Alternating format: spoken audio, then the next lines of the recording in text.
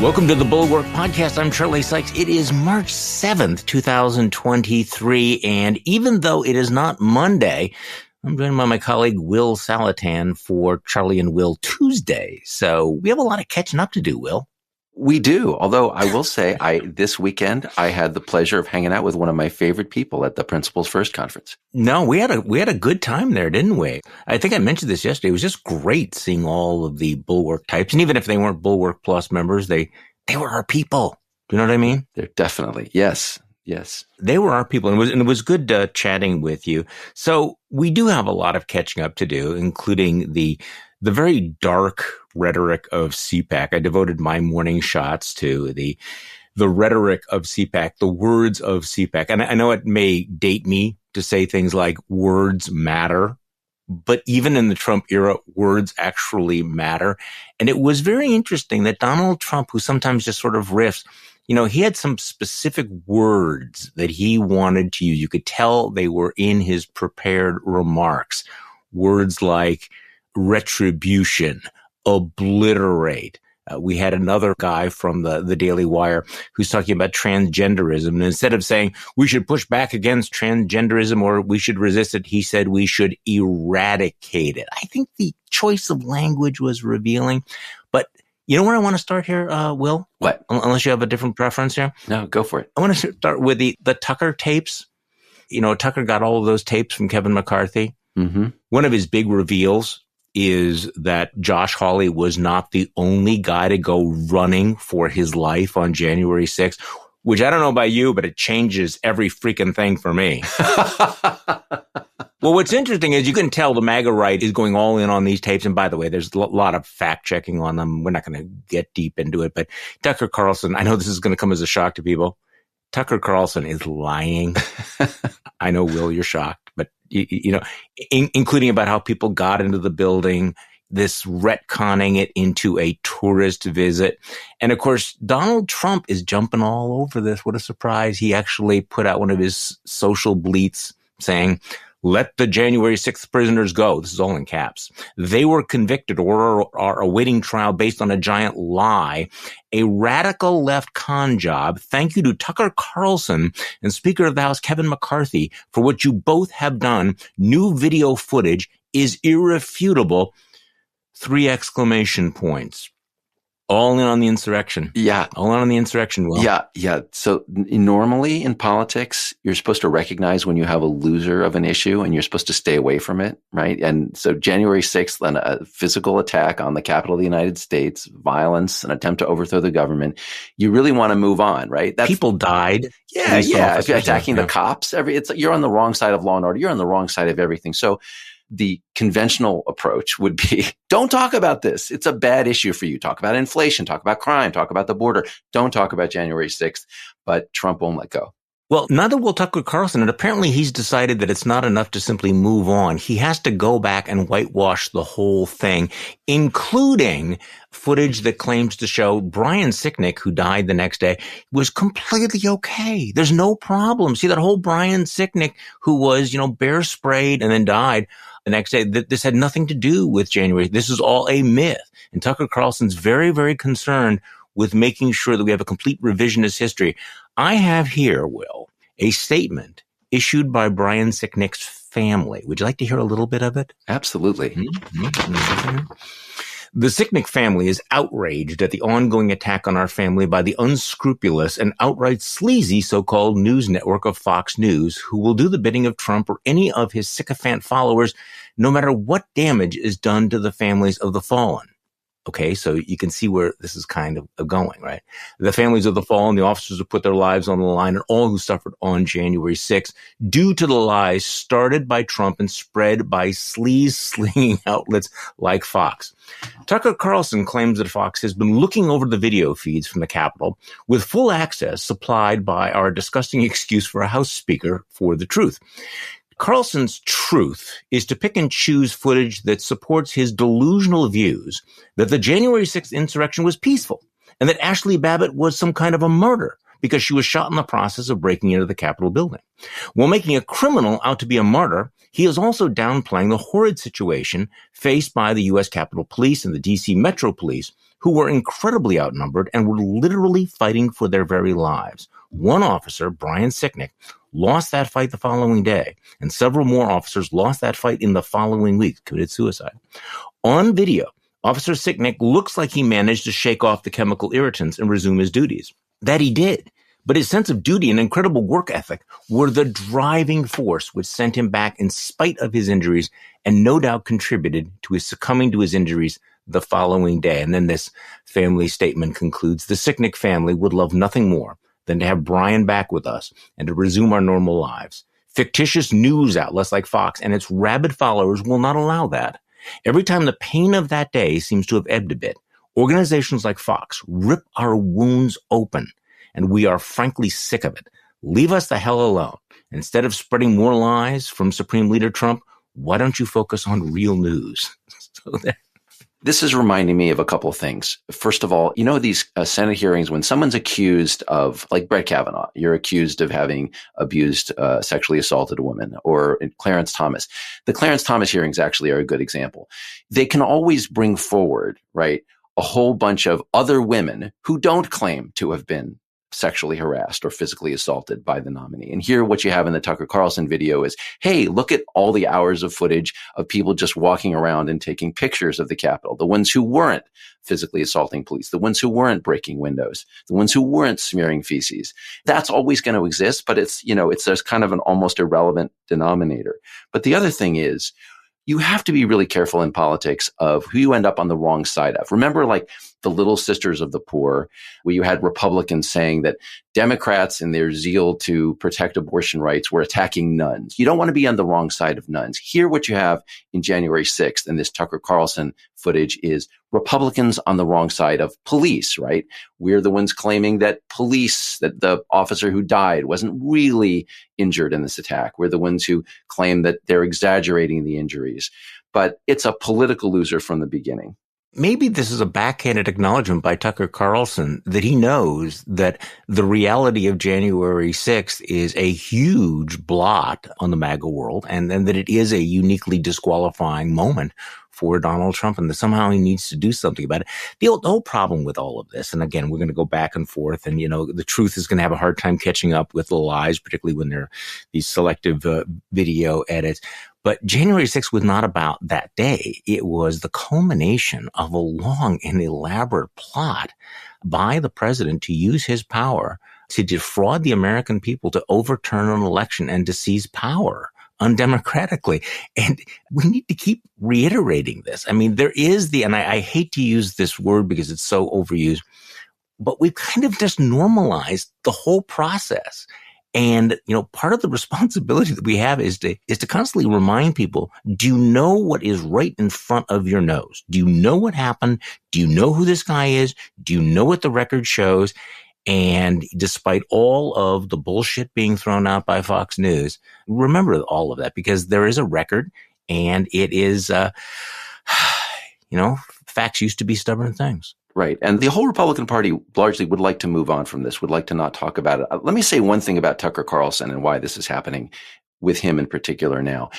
Tucker Carlson, his whole model of TV, his business model is he's counter-programming virtue. Counter-programming virtue. Okay, this is good. Okay. Yeah. Whatever you think is true, he's going to claim is false, and vice versa. Whatever you think is good, he's going to claim is bad. He's been doing that the whole time. And that makes him politically dangerous to his own side, because instead of recognizing that this is an unwise place, an unwise issue on which to take the other side, he just reflexively does it. He doesn't care that law and order is on the other side. He doesn't care that police are on the other side. He doesn't care that this reminds everyone of exactly what you said. The number one reason why Donald Trump must never be president again, that he literally attempted a coup and a violent attack against the Capitol of the United States. Tucker is just going to take the other side. He's going to say, give me that footage that shows all of the violence, all of the mayhem, and I'm going to argue with that footage that the opposite is true, that the sky is not blue. And his partner in this, lest we forget, is the Speaker of the House of Representatives, Kevin McCarthy, who gave him exclusive access to security footage that has not been released to the taxpayers, the public, other members of Congress, as far as I know, and certainly not other news media outlets. Which is, again, extraordinary because what you have here is a thoroughly dishonest piece of propaganda, but it is aided and abetted by Kevin McCarthy, who is doing this on behalf of Tucker Carlson and obviously with the applause from the peanut galleries of the Orange God King. Right. And McCarthy is betting somehow that this won't hurt him. He's betting that he can control an agenda in the House that is somehow unrelated to this, but that he can put Marjorie Taylor Greene on the Homeland Security Committee and make her his best friend. He can give this stuff to Tucker Carlson, and Carlson will run with it, but that won't be McCarthy. I think that bet is going to fail. I think that the entire party is going to get branded with the extremism of people like Marjorie Taylor Greene and Tucker Carlson, and McCarthy is going to go down with it. Yeah, well, I don't know whether that's the bet he's doing. I just think that he's playing the only cards that he has, which is that, he is not leading this. He is following it. He's Fox's bitch. He's the extremist caucus bitch, and he's going to continue to play it that way. Okay, cancel me if you want. All right, so let's go back, and I played this briefly on the podcast yesterday, but I want to go back to this very, very, very dark speech that Donald Trump gave. And this is, I think, only like the fourth event that he's spoken at, right? Since he announced for president. And John Hendrickson in The Atlantic said that the address was among the darkest speeches he's given since his American Carnage inaugural address. Trump warning the United States has become a nation in decline, a crime-ridden, filthy communist nightmare. He talks about an epic battle against sinister forces on the left. But let's play this key line. And the reason I'm doing this, because I know that there are some people who think we should just ignore him. We shouldn't give him any attention. I think this is a fundamental mistake. I think people need to stop being in denial about this. He actually is surging in the polls. And right now, barring something very unusual, something we haven't seen before, he is, I think, a strong odds-on favorite to be the Republican nominee for president again. So I think I personally think it's advisable to pay attention to what he is saying and the messages he is putting out there. Let me play for you, I think, the money shot here from that speech at CPAC. I am your warrior. I am your justice. And for those who have been wronged and betrayed, I am your retribution. I am your retribution. Not going to let me... Right.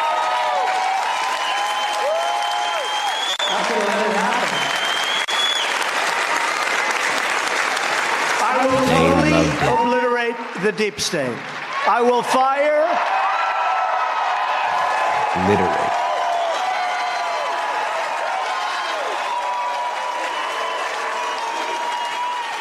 They're eating this up.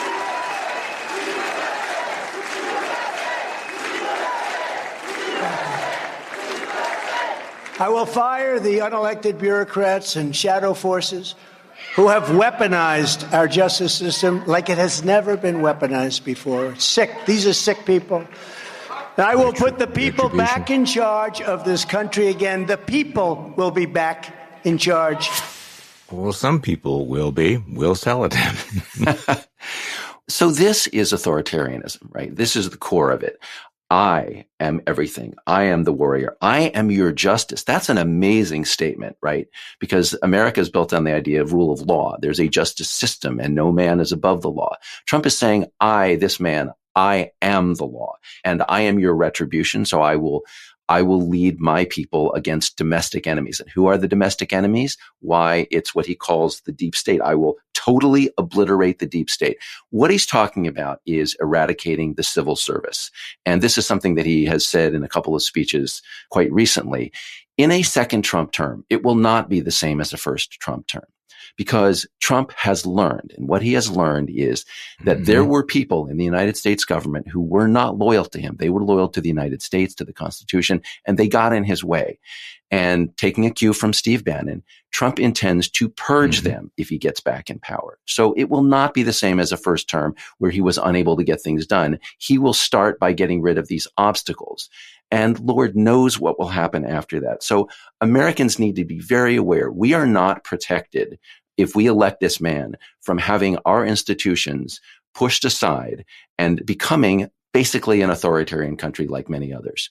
Yes, I am your justice And for those of you who have been wronged and betrayed, I am your retribution. So, as I wrote in my newsletter this morning, Ronald Reagan proclaimed it's morning in America, and Trump is declaring, I am nemesis.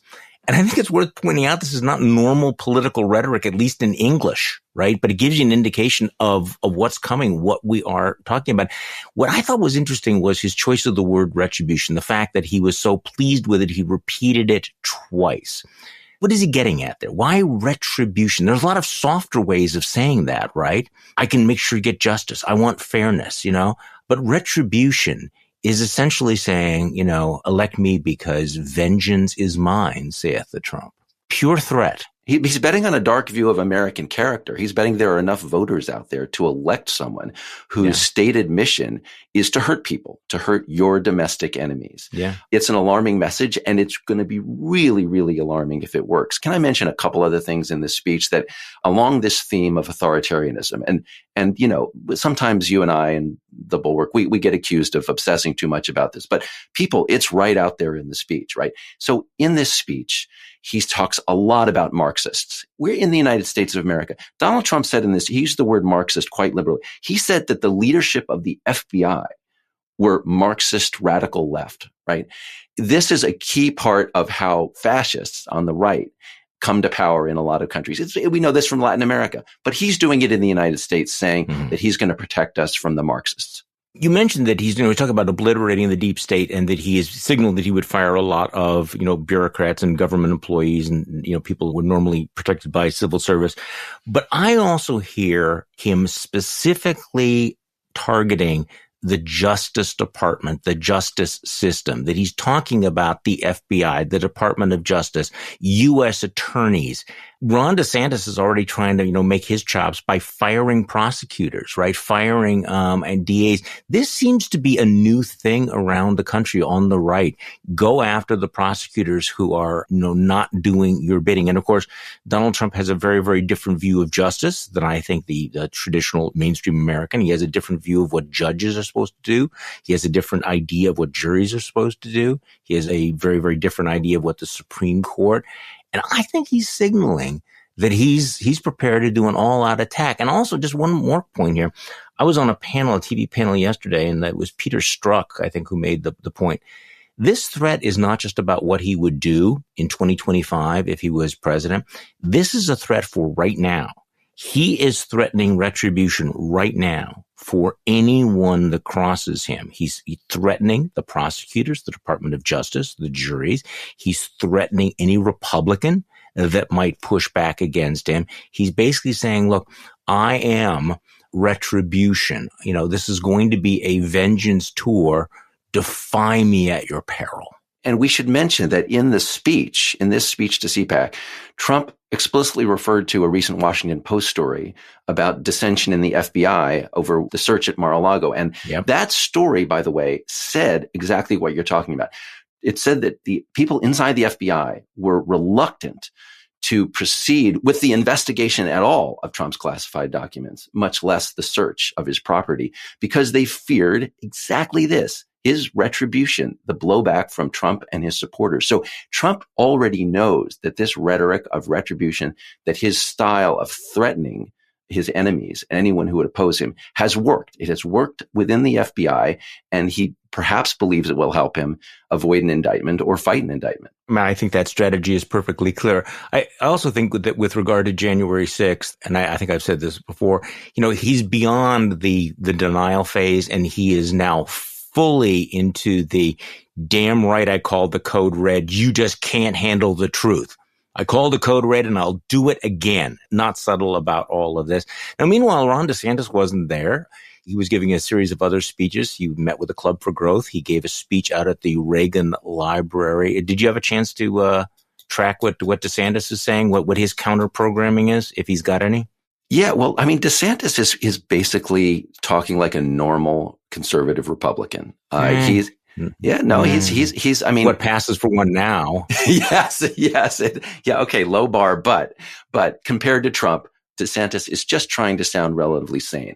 So DeSantis goes out, he speaks at the Reagan Library. It's much closer to Reaganism than the people who claim to be speaking for Ronald Reagan at CPAC. But DeSantis there is basically talking about his record in Florida. And some of it is that, the people are doing well economically in Florida, but some of it is that he's got this agenda for freedom. But when you parse his agenda for freedom, DeSantis talked in his speech at the library about how he's protected the rights of people not to have to get COVID vaccination, right? And he named a couple of things that he did, protecting them from having to get vaccine certificates and also protecting them so they could be hired without having to get vaccination. But if you actually look at those measures that DeSantis signed, one was an executive order, one was a bill.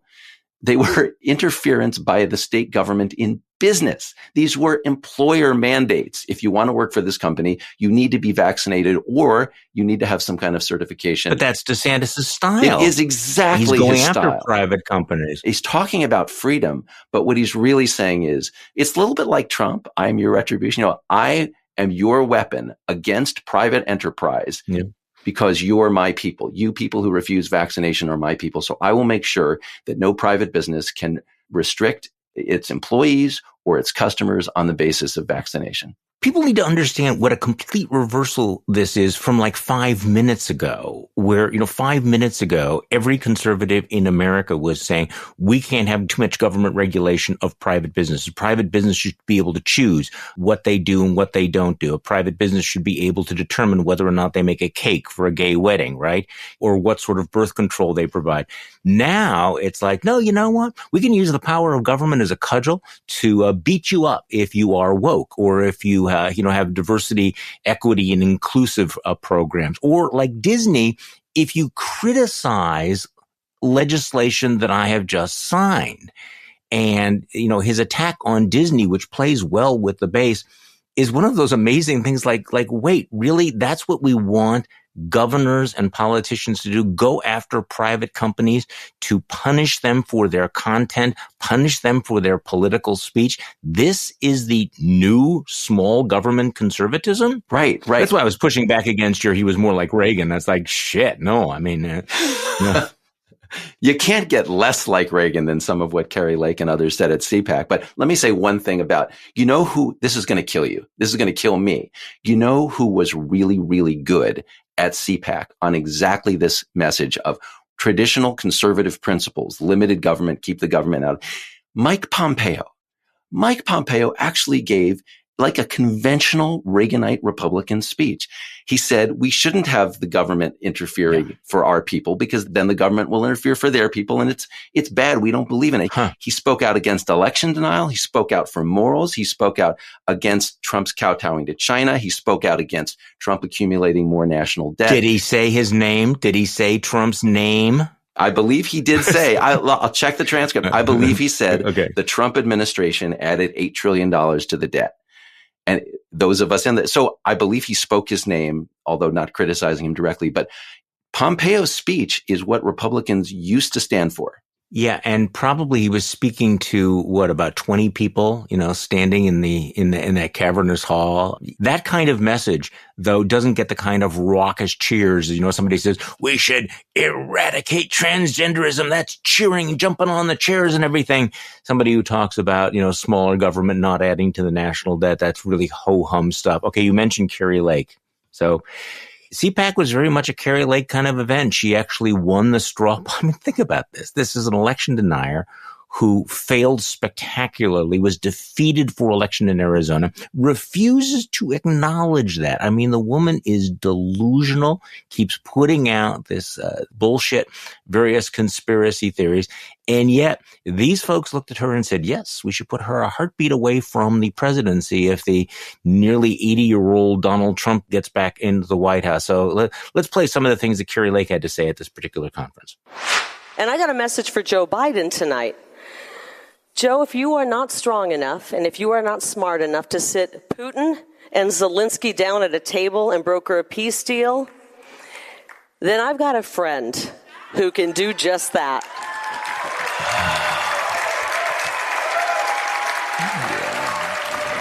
So how would that go? His name is Donald J. Trump.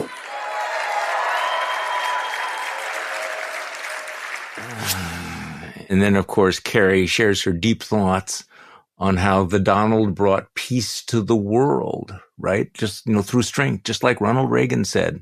Let's play that second bite. It's called peace through strength, right? Yeah. It was a term coined by Ronald and perfected by Donald. And we need to do that again. Oh my God. Okay, so it is not exactly the same thing for Ronald Reagan to see Mr. Gorbachev take down that wall, Donald Trump wanting to build a wall on the southern border and then sucking up to Vladimir Putin.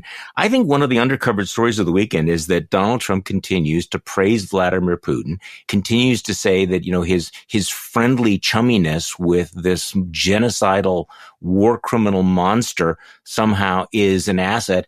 And, the crowds at CPAC, applauding, how do you have Ronald Reagan's name in your mouth when you're doing that stuff? In addition to which, this was literally the Ronald Reagan dinner. That was what this event was called, this part of CPAC that she's speaking at. Yeah. So you can just hear Reagan turning over in his grave at this.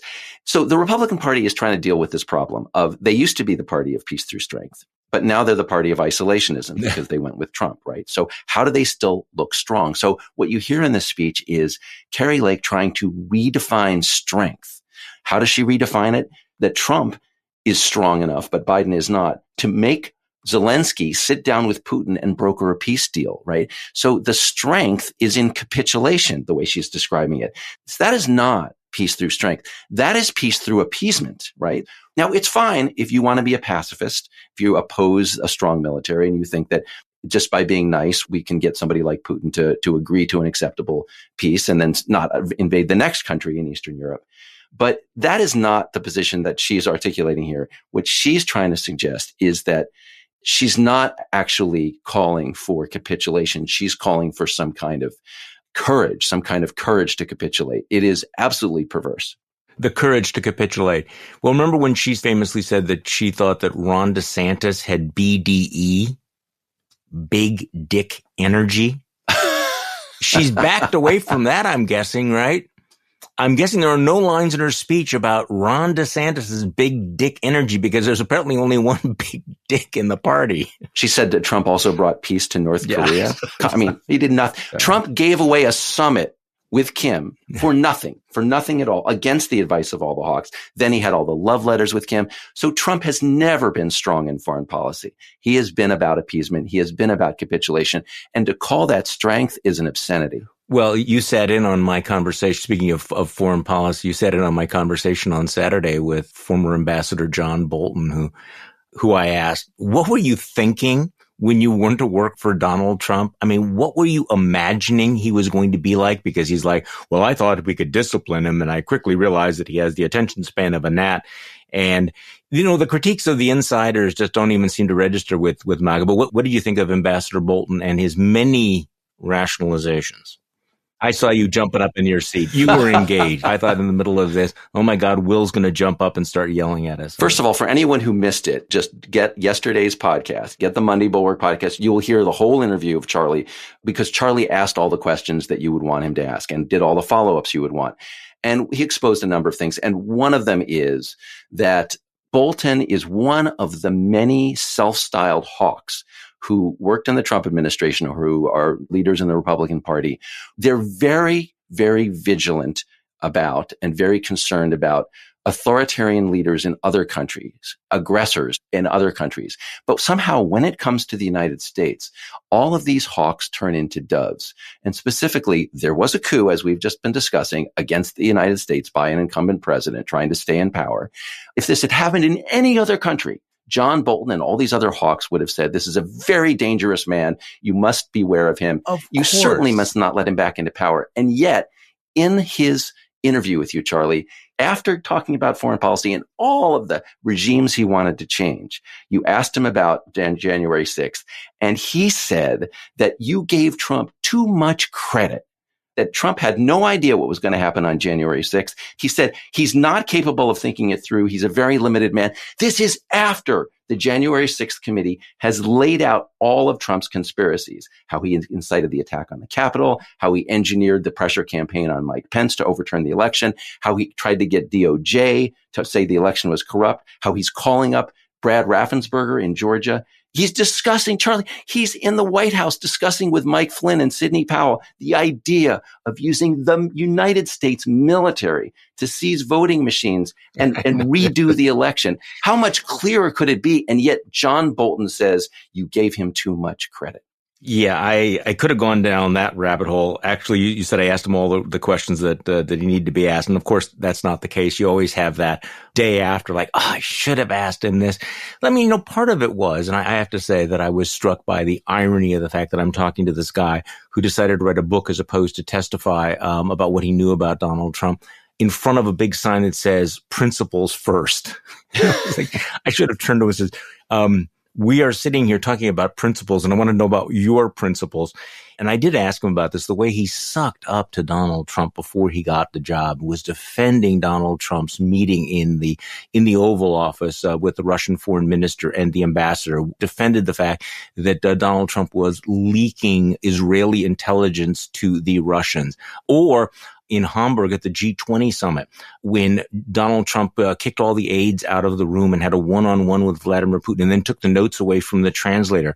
It was John Bolton who rushed onto Lou Dobbs' show on Fox News to say nothing to see here. And in fact, the aides who expressed concern about that should be fired. And you would think that now knowing who Donald Trump is and what he is, to have expressed all that confidence. Well, no, we should absolutely trust Donald Trump alone in a room with Vladimir Putin. Why would we think that it's dangerous or that it's concerning that Donald Trump is giving away intelligence?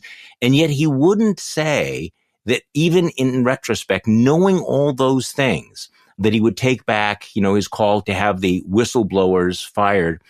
And his argument was, and I have to tell you, it was a lot like Paul Ryan, this ingrained belief that, somebody had to be the national security advisor. Somebody had to be in the room. If it wasn't me, it was going to be Steve Bannon.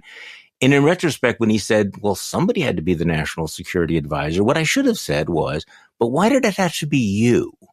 Why were you campaigning so hard for this job when you clearly had a guy in office? There was plenty of, evidence of who he was and what he was about. He ran on an America First platform. He ripped your other bosses. He ridiculed the George Bush administration. He attacked everything that you advocated for. He attacked Mitt Romney, who you advised. And yet there he was. John Bolton spent a year on Fox News kissing up to Donald Trump to get that job. So this whole idea, well, somebody had to take the job, Right. And there was no one better positioned to take down Donald Trump during his term than John Bolton. As we all know from the Ukraine episode, John Bolton had eyewitness testimony about Trump doing the quid pro quo in Ukraine, and he didn't testify. He was no longer national security advisor at that point. He was out. He had no such obligations. He did not come forward when he could have, and that will forever be a blot on him.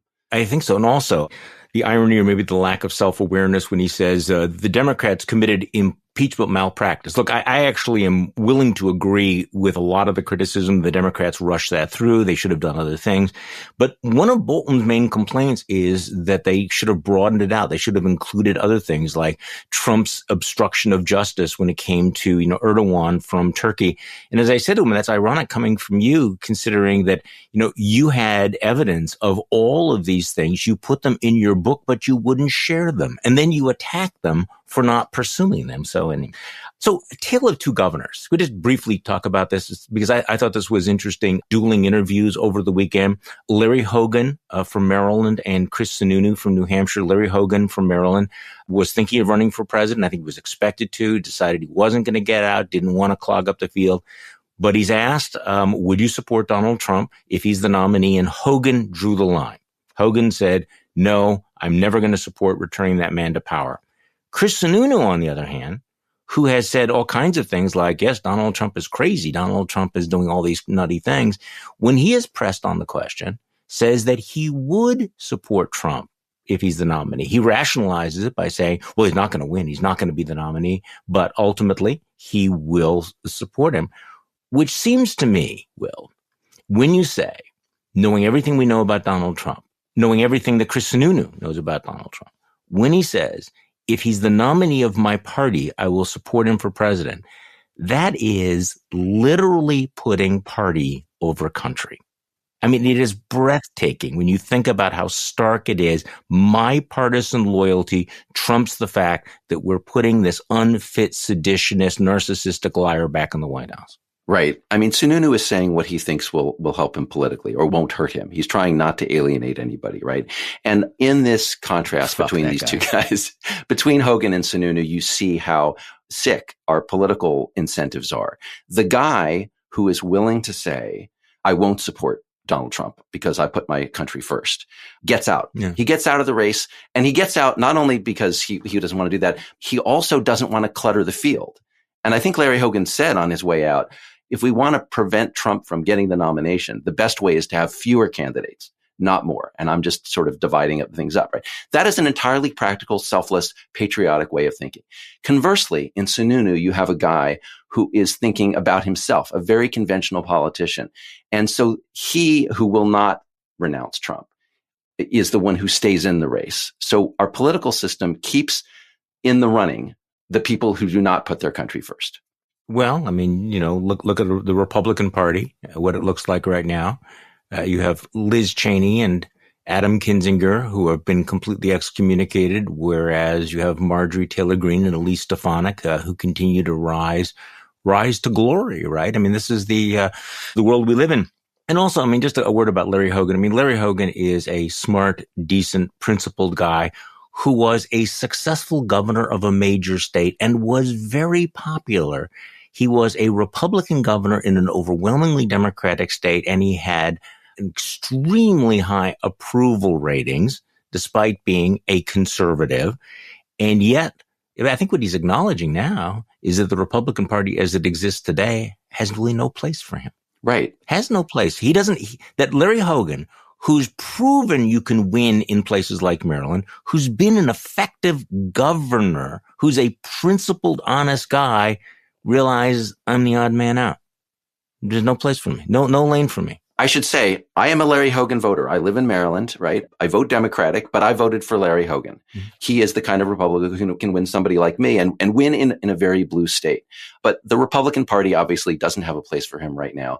And I think that my job as a sort of middle of the road person is to continue to punish this version of the Republican Party through successive defeats until it decides that it is willing to resort to somebody more like Larry Hogan. And I will point out that both Nikki Haley and Mike Pompeo at CPAC made the point that Republicans have been losing elections. There are a lot of Republican candidates out there denying that they lost elections, denying that the party has a problem. But there are some who are willing to tell the truth, including Haley and Pompeo. And they're not willing to do it of their own volition. It's not because they're particularly moral people. It's because the evidence has piled up to the point where it can't be denied. I believe the statistic is 7 of the last 8 presidential elections, they've lost the popular vote, Republicans have. So my job, and I implore anyone listening, your job is to make sure that this version of the Republican Party keeps losing elections convincingly until they become sane again. And you'll know they're sane when they come back to somebody like Larry Hogan. I don't even know if that's going to work for them. By the way, at the principal's first conference over the weekend, I had a chance to meet Larry Hogan's successor, Wes Moore, who was a rising star in the Democratic Party. And interesting that Wes Moore spoke at this conference. He was there. Larry Hogan was there as well. But I think that's an indication that there are some Democrats who recognize that, hey, there are some political orphans out there, and I am willing to talk with them. Right. Okay, so while we're talking about the language and the vocabulary of CPAC, Donald Trump talking about retribution, obliteration, these sinister enemies that we are going to destroy. I'm not going to even spend any time on the fact that Don Jr. called John Fetterman a vegetable and then doubles down on it. Right. And said he should be bagging groceries. Yeah, it's a reminder that Trumpism isn't just post-truth and post-shame. It's also post even a shred of decency. But also there was a big controversy over one of the biggest applause lines of the weekend. Many of you may not know Michael Knowles, who is a commentator for the Daily Wire, one of Ben Shapiro's guys, used to be BFF of Ted Cruz. I think he was the host of Ted Cruz's podcast. And he speaks to CPAC and declares there can be no middle way in dealing with transgenderism. And transgenderism, obviously a big freaking issue at CPAC and among the MAGA base. But listen to the language, and it became very, very controversial. I want to get your take on it. His choice of words. We'll do that on the other side. Michael Knowles. There can be no middle way in dealing with transgenderism. It is all or nothing. If transgenderism is true, if men really can become women, then it's true for everybody of all ages. If transgenderism is false, as it is, if men really can't become women, as they cannot, then it's false for everybody too. And if it's false, then we should not indulge it, especially since that indulgence requires taking away the rights and customs of so many people. If it is false, then for the good of society, and especially for the good of the poor people who have fallen prey to this confusion, transgenderism must be eradicated from public life entirely. The whole preposterous ideology at every level. Eradicated. Now, before we get into this, he was accused of using that's eliminationist genocidal language. He threatened lawsuits, and he indignantly insisted, I'm not talking about eradicating people. I'm only talking about eradicating transgenderism. And the Daily Beast actually changed his headlines, saying he's not talking about eradicating the community. He's talking about eradicating transgenderism. And he said nobody's calling to exterminate anybody, because the other problem with that statement is that transgender people is not a real ontological category. It is not a legitimate category of being. So, Will, you and I take language seriously. It struck me that eradicated is a distinctive word with distinctive connotations and associations. And I'm familiar with Knowles' work, and I'm willing to pay him the compliment of thinking that he chose that word carefully and specially for this occasion. I mean, the guy could have said, we need to challenge transgenderism or confront it or oppose it or push back against it. Instead, he chose the word eradicate. Your thoughts? Well, if he had meant eradicate people, of course, that would be a kind of genocide. Clearly, yeah. But let's assume he didn't mean that. He just meant to eradicate the idea of transgenderism, to deny that anyone actually is transgender. Let me just step back from this particular issue, because this is a really good illustration of a larger point. This all or nothing view of an issue like transgender is exactly wrong. It's exactly wrong. In the real world, something like transgender definitely exists in some people, may exist in others. And then there are other people who think they might be transgender, but who turn out not to be, right? And this is true of sexual orientation. It's true of lots of things. There are people in the trans community who get upset when you say that there are teenagers who think they're trans and who talk about beginning some kind of therapy. And it turns out later on that they were wrong. They changed their mind. But those people exist. Okay, you can make that argument. If you wanted to be the conservative party, you could say, let's be sure that we don't have kids starting this before they know for sure that they are transgender, that they don't go into therapy. Right. This eliminationist position that you're hearing from this guy, this eradication, is extremely dangerous. And if it were implemented, it would be horrific. Marjorie Taylor Greene at CPAC, she said, I have a bill that will make it a felony to perform anything to do with gender affirming care for children. That is not that this is excessive. That is not an argument that some kids shouldn't have this. That is, even if you know for certain that your child is transgender, your child is certain, and you, the parents, are certain. If your whole family is in agreement, that will be outlawed. It is an illustration of the horrific results of this eliminationist mindset. Well, is it an eliminationist mindset? Because, he's just saying that I'm being treated very unfairly. I was only talking about getting rid of an ideology. I actually spent some time thinking about this, and I read about it in my newsletter today. Two things. You try this thought experiment. Imagine somebody says, Jewishness must be eradicated from public life, or Judaism must be eradicated, or Zionism must be eradicated from the Middle East. I think people would understand the connotation of all of that, right? He could say that, okay, I'm not talking about the extermination of actual Jews. I'm not talking about that. I'm talking about something else. But I think people would understand where he's going here, because, the word eradicate, and look, Michael Knowles knows language. I actually have him in a footnote in my book. He actually wrote a really interesting piece back in 2016 about what the alt-right was about. This guy gets it. He knows. Back then, he was willing to say they were racist, they were anti-Semitic, they're not Christian, they do these various things. Now he's feeding the words that he knows the fever swamps want to hear. But I mean, the word eradicate, I looked it up. I mean, here's some synonyms: exterminate, eliminate, destroy, annihilate, extirpate, obliterate, kill, wipe out, liquidate, decimate, abolish, extinguish. So he is intentionally using this eliminationist rhetoric. And I don't think that he's talking about killing anybody. I don't think that. But I also think that Michael Knowles, he knows what the applause line was. He knows how to feed the beast, and the beast likes this extreme, violent language. And I don't know where it leads to, but it's not good. It's not a good place.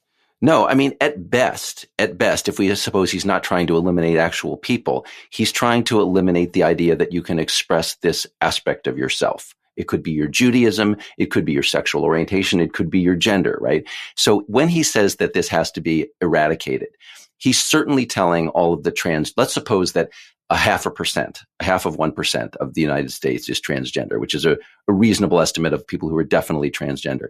He's telling all of those people, you can't be who you are, right? You're going to have to go into the closet, like we said to gay people for so long. Yeah. Right. You could tell Jews the same thing, right? You can be born Jewish, but I don't want to see it. I don't want your Judaism in my face, right? This is, first of all, it's a violation of human rights. It's atrocious. And the implementation of this idea in any way legislatively would be an absolute abomination, and it would just destroy people. It would destroy families. Imagine the suicides if people who are gay or transgender are not allowed to be themselves. I actually think I want to go back to something you said. I think you put your finger on it, Will, a little bit earlier, talking about the language that Donald Trump was using. When you think about retribution, eradication, obliteration, all of this, it's all about hurting your enemies.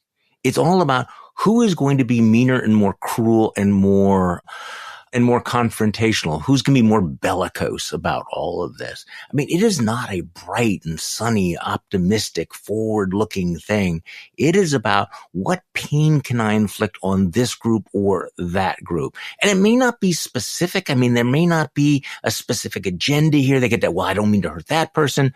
But the overall vibe of all of this is to attack, to punish, because the cruelty is the point. Yeah. What you're bringing to mind for me is Nikki Haley, who is trying to be an optimist, right? She's trying to say Democrats, liberals try to tear our country down. I'm affirmative. But then she does exactly what you're talking about, Charlie. She goes to what is now the sort of Republican red meat about we have internal domestic enemies and they're tearing our country down. They're destroying our country and we have to fight them. So it's very difficult to be an upbeat, optimistic party and be talking constantly about internal enemies, whether they be liberals or transgender or whatever. So what did we not talk about that we were supposed to talk about? Because I just feel that we're in that moment where there's just so much going on so quickly. What are you keeping an eye on now this week? So, Donald Trump lost an election and refused to go away, and he's running for president again, right? But he's far from alone in that, right? We have this whole lineup now of Republicans who refuse to accept that they lost elections. Kari Lake is one of them. Remember, we had Christina Caramo, who lost badly for, Secretary of State in Michigan. Now she's running the state party. Yeah. We have Doug Mastriano, who lost another January 6th guy who lost. The losers are coming back. And so, like normal politics, right? The losers, they go away. They lost. Like, get somebody who can win. Except when you have this party that's so full of denial, it's in a culture of denial. You have these guys coming back. So Kari Lake is a featured speaker at CPAC. Trump's running for president again. Christina Caramo is running the Michigan GOP. And Mastriano is talking about running for the Senate so he can lose again in Pennsylvania. It's just unbelievable pathology. You can just imagine Pennsylvania Republicans waking up today and, opening up the paper and Doug Mastriano thinking, yes, I'm asking God for his advice on whether I should run again. They go, oh my God, no. Oh, one big story that happened since you and I spoke last was the issue of Washington, D.C.'s criminal code and the fact that a Republican bill would overturn it. And the administration had opposed it. But then over the weekend, President Biden said that he would sign this, citing the fact that this legislation would have reduced the penalty for carjacking at a time when that is a very high-profile crime in Washington, D.C. Democrats in Congress are incandescently angry about all of this. Did he make the right decision? Because, clearly you have the Biden administration says it favors home rule for Washington, D.C. On the other hand, they're saying, yeah, home rule, but this soft on crime measure no, we're going to go along with overturning it. Did he make the right call? He did make the right call, and he should have made it earlier. Biden waited until House Democrats walked the plank on this and voted for home rule and on the wrong side of the crime issue. Then he bails out the senators by saying he's going to sign this thing, and therefore they can support it. The way I feel about this DC crime thing, Charlie, is the actual reform in DC. Not only did it sort of get rid of some mandatory minimums, right? So you're letting judges have some discretion. It imposed a constraint on judges on the upside, right? It reduced the maximum penalty for carjacking and for robbery. Mm-hmm. And that is a pretty much indefensible position because at the very least, you ought to let the judge decide whether the crime merits more than, 24 years for a carjacking. Well, it's also political. I think that in the wake of what happened in Chicago, I think the Democrats would be extremely naive not to realize how big an issue crime is going to be. Now, even with this, the Republicans are going to, go after the Democrats and saying that they are soft on crime. But even though they're making that case, does not mean that it's not something the Democrats ought to pay attention to. I mean, look what's been happening around the country. Look what happened in Chicago. And they're going to have a big election there that I think is going to have tremendous national significance between a centrist Democrat and a much more progressive Democrat on this issue of crime. Look what happened in San Francisco. Look at the ferment around progressive prosecutors in places like Philadelphia. This is not an issue that Joe Biden wanted to roll into 2024 on the wrong side of. And so it was a prudent political decision on his part. I'm not sure that all Democrats get the crime issue, but Joe does. We need to make that distinction. Joe Biden understands the importance of not looking soft on crime, and he's willing to stand up to the progressives in his caucus who wanted him to go along with this bill, which, by the way, would have given Republicans a massive issue next year. And to any liberal out there who's upset about this, I understand the principles of home rule and all that, but think about the issues. First of all, would you like to have Joe Biden for president rather than a Republican for the next 4 years? If so, here are 3 issues Republicans are obviously running on: inflation, the border, and crime, right? Inflation has been coming down. If Biden can bring it down further, then it will remove one issue the Republicans have. Crime is another one. Taking the wrong position on this DC bill would have given Republicans that issue. Biden is taking it away. Third issue is the border. What is Biden doing on the border? He is actually bringing back a lot of those Trump policies that liberals hate, but they will reduce the influx of people. They will deter some migration. If Biden can control those 3 issues, inflation, the border, and crime, he wins. Will, when you are right, you are right. Thanks for joining me again. We'll do this again next Monday, all right? Thanks, Charlie. And thank you all for listening to today's Bulwark Podcast. I'm Charlie Sykes. We will be back tomorrow, and we'll do this all over again. The Bulwark Podcast is produced by Katie Cooper and engineered and edited by Jason Brown.